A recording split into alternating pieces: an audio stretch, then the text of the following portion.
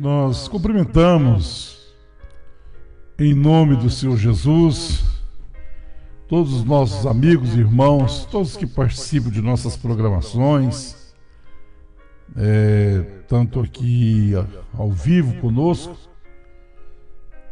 como também aqueles que posteriormente, em outro momento, vai estar apreciando essa nossa programação, que é um momento, com Deus, com o Senhor, falando do reino dos céus, das coisas de Deus, coisas que muito nos traz alegria em poder fazer isso para Deus. Nós vamos estar falando nesta noite aqui, nessa programação. Eu quero falar de um assunto que é bastante relevante, sobre a linguagem figurativa. Uma linguagem figurativa. A Bíblia está em linguagem figurativa, metafórica, parabólica, e a maioria das vezes as pessoas aplicam literalmente textos bíblicos e ainda jogando aquilo ainda para um futuro, de forma que a realidade nunca aparece, nunca vem, porque as pessoas estão fora da sintonia do espírito da revelação, da compreensão da palavra, da linguagem figurativa. Nós vamos ler aqui um assunto bastante interessante em Mateus capítulo 24, versículo 29 ao 30 até o 31, que diz assim: E logo depois da aflição daqueles dias, o sol escurecerá, e a lua não dará a sua luz, e as estrelas cairão do céu, e as potências do céu serão abaladas. Então aparecerá no céu o sinal do Filho do Homem, e todas as tribos da terra se lamentarão, e verão o Filho do Homem vindo sobre as nuvens dos céus, com poder e grande glória. Passagem bíblica bastante conhecida, que lamentavelmente se aplica isso de uma forma totalmente literal, quando nós sabemos que não é, que é uma linguagem figurativa. Isso já aconteceu, é uma escritura cumprida, que já se cumpriu. Eu sei que a pessoa que está ouvindo isso a primeira vez pode até se assustar, mas isso é uma verdade. Já se cumpriu ali no primeiro século. Então, é uma linguagem figurativa, é o sentido figurado, que consiste em uma modalidade de comunicação que utiliza figuras de linguagem para expressar um sentido não literal. São expressões que não têm conteúdo literal, são uma coisa comparativa. Eu chamaria até mesmo de linguagem metafórica, que é uma linguagem na qual se faz uso de comparações subjetivas para se referir a algo de forma indireta. Jesus falou por parábolas. Jesus falou por parábolas. E o que é a parábola? É uma narrativa alegórica. É uma narrativa alegórica que transmite uma mensagem indireta, através de comparação, linguagem figurada. Então, a linguagem figurativa tem um sentido figurado, que consiste em uma modalidade de comunicação que utiliza figuras de linguagem para expressar um sentido não literal. Nós vemos isto aqui em Isaías, no livro do profeta Isaías, no capítulo 13. Nós vemos isso aqui claramente. Ali se trata do quê? Do julgamento de Babilônia, no ano mais ou menos 539, pelo rei Ciro. Deus expressa esse julgamento que traria sobre Babilônia, a ruína de Babilônia. No verso 6 ele fala: clamai, pois o dia do Senhor está perto, vem do Todo-Poderoso como assolação. Aí no verso 9 ele diz: eis que vem o dia do Senhor horrendo, com furor e ira ardente, para pôr a terra em assolação e dela destruir os pecadores. Verso 10: porque as estrelas dos céus e as suas constelações não darão a sua luz, e o sol se escurecerá ao nascer, e a lua não resplandecerá com a sua luz.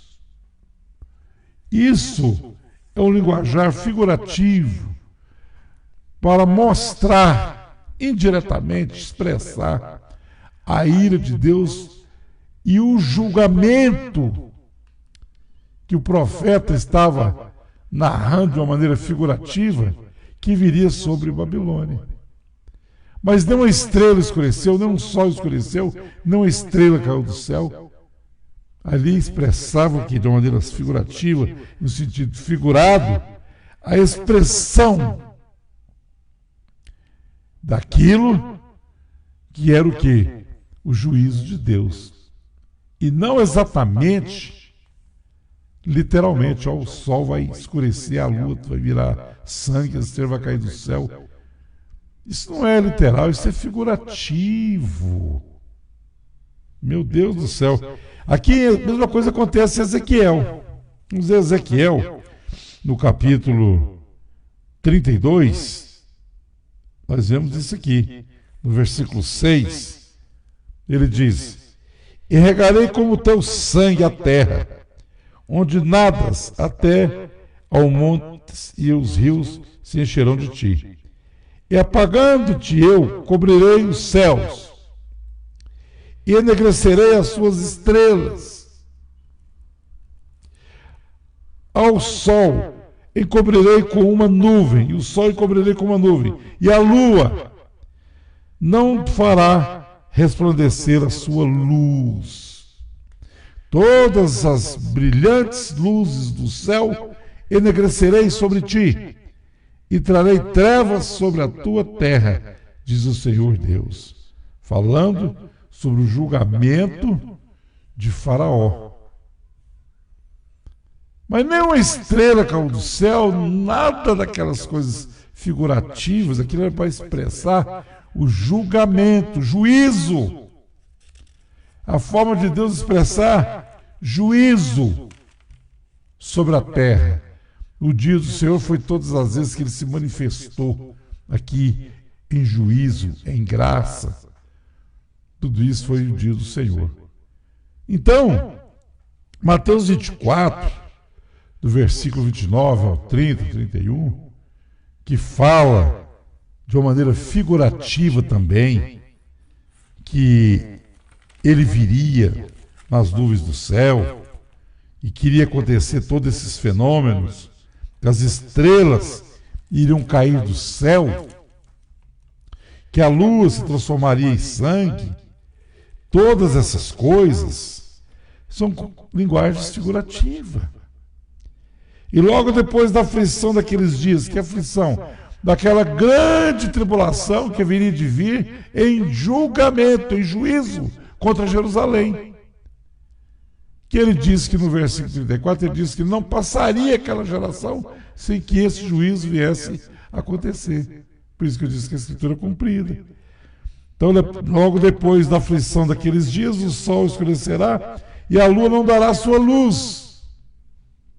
E as estrelas cairão do céu Eu quero aqui fazer um pensamento aqui e mostrar para vocês que esse caso das estrelas caírem do céu, tanto faz isso para o preterismo ou para o futurismo. Meu Deus do céu, isso é uma linguagem figurativa. Olha isso aqui. A estrela mais próxima de nosso planeta, ela tem 1.392.000 quilômetros de diâmetro. É 109 vezes, segundo a ciência, 109 vezes maior do que a Terra. E além de tudo, estudando a ciência sobre isso, seria uma fusão nuclear. Quer dizer, meu Deus do céu, se uma estrela caísse do céu, literalmente, como muitos infelizmente pensam, tanto no Velho Testamento quantas vezes isso aconteceu, né, no julgamento a Babilônia, no julgamento ao Faraó, e aqui Jesus falando em Mateus 24, a mesma coisa. Vamos dizer que então Jesus ainda virá ainda daqui, sei lá, daqui 1000 anos, como muitos pensam, futuristas. Já pensou se uma estrela cair na Terra?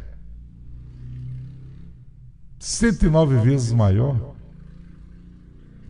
A Lua. Gente, isso é um sentido figurativo. Isso foi mostrado como juízo. Todas aquelas coisas que Jesus profetizou contra Jerusalém. Ali foi o fim de uma aliança.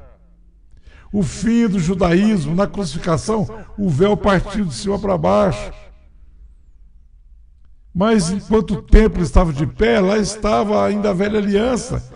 Mas no ano 70, quando o exército romano cercou Jerusalém e fez cumprir tudo que Jesus havia falado, ele disse: olha, desta geração será cobrado o sangue de todos os profetas,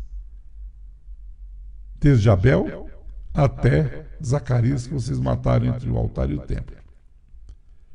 Jerusalém, Jerusalém, que mata e rejeita os profetas. Quantas vezes eu quis te agasalhar como a galinha, abraça seus pintainhos, e tu não quiseste. E Jesus vai profetizando, profetizando. Está vendo esse templo aqui? Que lindo, né? Que bonito. Não ficará pedra sobre pedra que não seja derrubada. Os discípulos estavam: Senhor, quando serão essas coisas? Que sinal haverá da tua vinda? E ele começa a descrever todos os eventos que iriam acontecer contra Jerusalém, inclusive a sua vinda gloriosa em glória. E no verso 34 ele diz: na verdade vos digo que não passará essa geração sem que todas essas coisas aconteçam. Agora, caiu alguma estrela literalmente do céu? Para os futuristas que ainda espera isso acontecer, vai cair uma estrela literalmente do céu? Nosso assunto é o quê? Linguagem figurativa. Deus traz uma linguagem de juízo e sentença usando essas figuras.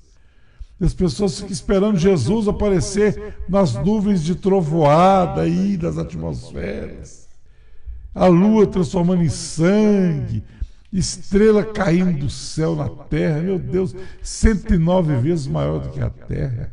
São linguagens figurativas. Deixa eu ler essa anotação aqui. O que é uma linguagem figurativa? É um sentido figurado que consiste em uma modalidade de comunicação que utiliza figuras de linguagem para expressar um sentido não literal. São expressões que não têm conteúdo literal. Então, eu mesmo, quantas vezes lá atrás, na minha meninice, na minha juventude cristã, esperava um dia Jesus aparecer literalmente nas nuvens do céu, com poder e grande glória. Eu pensava: meu Deus, a lua vai transformar em sangue, as estrelas vão cair do céu, as potências do céu serão abaladas, os planetas. Não, isso é uma linguagem figurativa. Nenhum planeta vai se chocar com o outro, nenhuma estrela vai atingir a Terra. Jesus veio como ele disse que viria. Como ele exclamou muitas vezes, que há muitos daqui que estão aqui que não provarão a morte, sem que haja visto o Filho do Homem vindo em seu reino. Ele veio em sua glória, na glória de seu Pai, em seu reino, em juízo contra Jerusalém. E o que aconteceu com eles? Foram levados como que ele disse? Cativos para todas as nações. E Jerusalém foi destruído e o templo também. E os judeus que restaram vivos daquela chacina foram espalhados pelo mundo, cativos. Esse foi o resultado de uma nação que quebrou aliança com Deus várias vezes. Como ele diz, quantas vezes eu quis te agasalhar, como a galinha que agasalha os pintainhos, e tu não quiseste. Jerusalém, Jerusalém, olha, não vai passar esta geração. Meu Deus, uma geração de judaísmo era 40 anos. Como pode as pessoas pegar Mateus 24, São Lucas 21, São Lucas 19 e transportar para 20 séculos depois? Pelo amor de Deus, a igreja está no reino eterno. Ela não é uma noiva, uma igreja sepultada, não. Houve uma ressurreição. E de lá para cá, todo crente verdadeiro, ao deixar esse corpo, foi direto ao céu, em um corpo gloriosíssimo igual dele. E a coisa está terminada. Estamos no reino. Ele veio. Falta você ir. Falta eu ir. E o povo está aí olhando, igual lá junto ao tanque de Betesda, olhando para cima, esperando um anjo descer para agitar as águas. De repente, vem ele aqui encarnado e toca naquele moço da visão e diz: você quer ficar são? Foi o que ele fez comigo e com você. Ele veio em glória, em seu reino, bateu na porta da sua casa, que é o seu coração, pediu para entrar e disse: posso cear contigo? Você falou: seja bem-vindo, meu Senhor. Vou pegar uma bacia com água, vou lavar os teus pés, vou te dar um ósculo santo, vou preparar uma mesa e nós vamos cear juntos, nós vamos ter um bom tempo, um bom companheirismo juntos. Eterno! Essa é a verdade. Mas não vamos ficar presos no linguajar metafórico, no linguajar parabólico, sem entendimento da Escritura, esperando uma coisa acontecer que não vai acontecer. Encontrei com os irmãos do Mato Grosso, daquela época da minha juventude, disseram: ô irmão Célis, até hoje Jesus não veio. Eu pensei: ô Jesus, o que eu faço? Irmão, Jesus está bem aqui. Se eu te falar que ele veio, só que ele disse que o mundo não ia ver ele mais. Ele disse: vós me vereis. Isso é só para o crente. Ele está em espírito e verdade, no lugar que ele queria. Ele começou num tabernáculo no deserto. Depois Salomão construiu aquele templo. Da glória de Shekinah estava lá. Depois destruiu o templo, Neemias e Ezra voltaram com a assinatura do rei, foi lá e reedificou o templo. Lá estava Deus. Aí passou 62 semanas, mas 7 semanas veio a 70ª semana, o Messias chegou. Chegou o verdadeiro tabernáculo. Chegou a casa de Deus. Foi rejeitado, crucificado, mas ele voltou, dessa vez, para habitar eternamente em seu tabernáculo, em sua casa, que é a sua alma, o seu coração. Estou falando de homem interior. Eu não estou falando de nada visível. Eu não estou falando de nada material, nada para os sentidos, para levar o ouvido, escutar e levar para a cachola do cérebro. Não. Você não pode ver Deus com os sentidos do corpo. Você não pode adorar a Deus nessa dimensão. Você tem que entrar na dimensão celestial para ter comunhão com o Eterno, que é aquele que é ontem, hoje e eternamente. Então, a linguagem figurativa, eu fico com pena das pessoas que mantêm literalmente uma coisa que nós sabemos que não é literal. Nós sabemos que não é. Ele diz: quem não comer a minha carne não beber o meu sangue. Como é que você vai comer a carne literalmente, beber o sangue? Qual que é o significado disso? A Bíblia está toda em parábolas, gente. Todo em sentido figurativo, em algumas coisas literárias, mas Não vamos entender a Escritura lendo como ler uma receita de bolo, por exemplo, como faz um pão, como ler um jornal. Não é assim. Tem que buscar a revelação e entendimento do Espírito para entender. Os olhos espirituais têm que ser abertos para entender a Escritura. Mas então você está dizendo o quê? Que Mateus 24 se cumpriu? Sim. Essa é a verdade bíblica. Ou então Jesus falhou como filho do homem, como profeta. Que ele disse, em outras palavras, eu citei 10 a 15 versículos, onde ele disse: há alguns dos que estão aqui que não provarão a morte, até que vejam o Filho do Homem vindo em sua glória e em seu reino. Depois fala todas aquelas coisas aí das grávidas. Olha, quem estiver lá no campo não volta, quem estiver no telhado não desça, porque um dia haverá uma tribulação como nunca houve até agora. Eles pegam isso aí e levam para 2000 anos na frente para dizer que haverá uma grande tribulação, não sabendo que essa tribulação era o fim daquela aliança. Porque Deus estaria começando uma nova aliança em Jesus Cristo. E ele diz: essa aliança é no meu sangue. Todas essas faltas de entendimento traz essa utopia religiosa, meu Deus do céu. E quando você mostra, as pessoas estão tão arraigadas, ficam com raiva, te xingam, blasfemam. Onde é que teria o sangue? Você tem que beber o sangue? Você estava lá no Vaticano, será que está congelado lá? São 6 litros de sangue que tem um corpo humano. Será que esse sangue seria literal?